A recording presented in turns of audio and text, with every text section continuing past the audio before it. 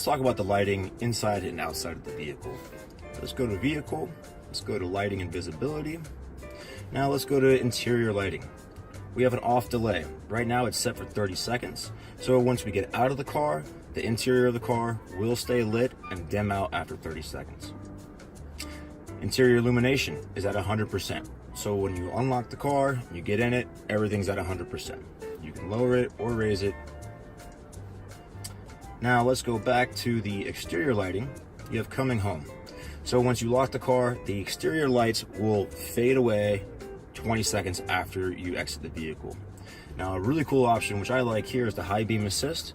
This will automatically allow the activation of the high beams if it senses that you need it. If you're driving in the city and you come down to a residential area and you need the high beams, they will automatically come on. You do not have to put it on for that.